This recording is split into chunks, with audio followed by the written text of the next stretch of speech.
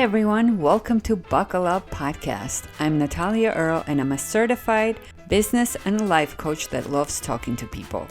I'm fascinated by humans and how our brain works.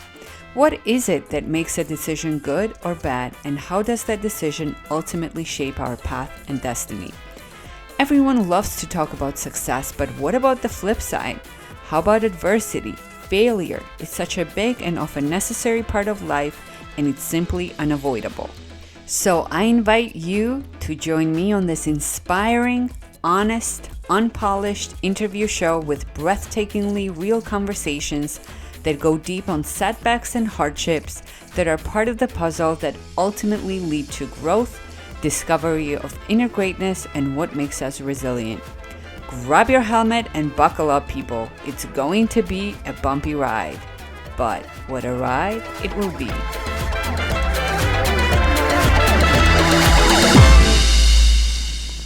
Today I sat down with Gina Corbett.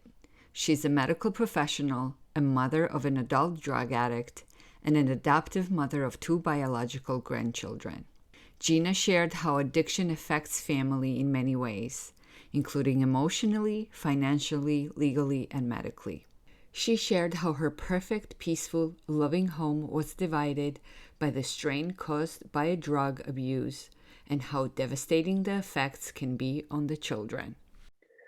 I think the journey really started when Heather, my biological daughter, started doing drugs.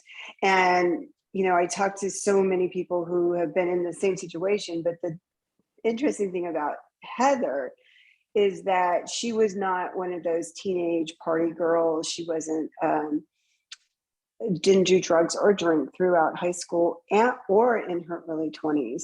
She rarely drank even socially. She would have like a wine cooler every now and then. It was probably around 2010, 2012, after she had already had her 2 children, that she became an addict.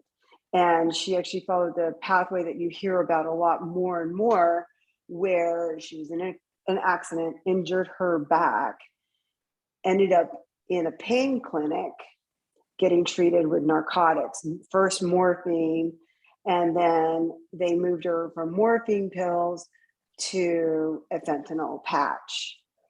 And I think the progression from there went on into heroin. And so she started doing heroin. We had no idea because she lived out of state. She was living in South Carolina and we were down here in South Florida. Yeah, it's so crazy that, knowing that you have family members that are willing to take care of children, that it takes this long.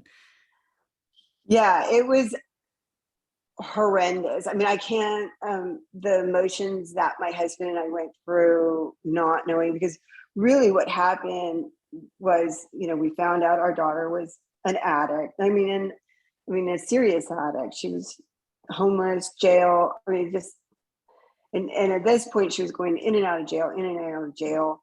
The kids, we had no idea where they were. We didn't know who they were with. We didn't know if they were being cared for. We didn't know if they were together. We knew nothing. And it was like somebody came along and just took my family away. I mean, it was like I had no family. It was just my husband and I. And I'd been a mother for so long, and I had no child, no grandchildren. And that loss, that sense of, the lack of control, but the sense of just absolute loss was so overpowering that truthfully, I was afraid I was just losing my mind. I was just like slipping psychologically, because I was in so much shock and grief that I was functioning at that point. Right. I can't imagine how hard it is on you guys, Yeah. And like I said, it's not, I think the worst part about addiction is particularly when you're talking about a female addict, because female addicts, and one of the ways they get their drugs is by sleeping around. One of the ways they find security home, all of that stuff is by sleeping around. And there's children that end up being involved, and the impact it has on these children. So I have these two, and like I said, they're still in therapy. They still working on processing their emotions, their abandonment issues, their insecurities, their feeling of unwanted and unloved, because this is these are their biological parents. They're supposed to be, there's all these societal rules out there that our kids are feeling, even though they know we love them and will do anything for them. They still have this huge loss of their mother and their father, but they taught, their mother, I think, was more dramatic. And and then we have the two that are adopted. I'm sure they're probably fine. They were babies, loving home. And then now we have Chloe out there, and who knows what kind of life she's going to end up with. She's a year old now, and so she's moving towards the unadoptable age. So if Heather loses her rights again, if she cannot get sober, stay sober, according to her, of course, she's clean. She says she's been clean for over a year. She went on all the regime, which is Suboxone while you're pregnant, which is an antagonist for narcotics. And she then once after the baby was born, she did the whole methadone program. So according to her, she's clean and sober. According to other people, she's not. Who do you believe? We've been burned so many times. I don't know who to believe. I pray she's clean and sober. But there's a part of me that will never, I just can't trust anything that she says. So we're kind of in this limbo where it comes to our daughter. It's like whether or not we'll ever see her again, or and if we do see her again, will we even recognize her? Do you know what I'm saying? Because everything she's been through. Because I know she's been abused, she's been beaten. I know all of this already. She's been in and out of jail.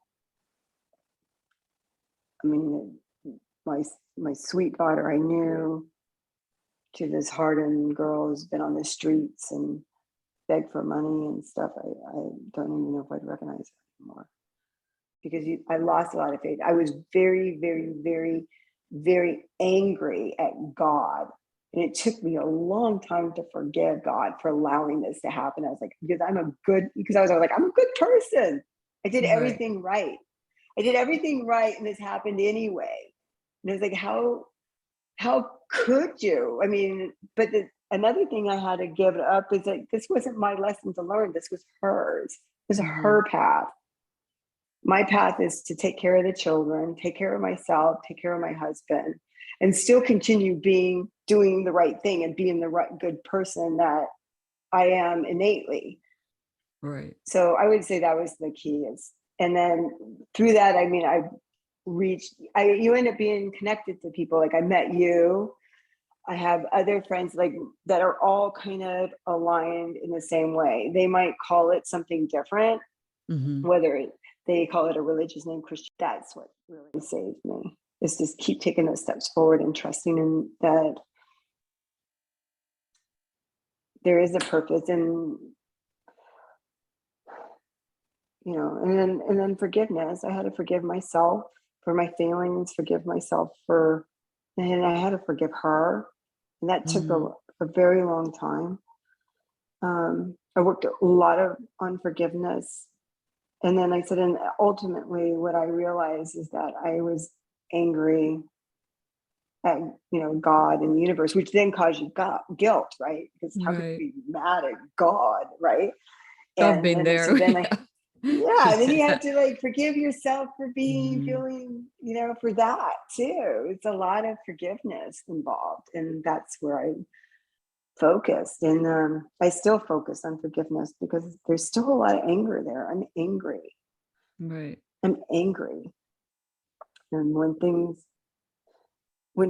things happen in that part of my life, that Heather world, I still can get angry because I still lost my child.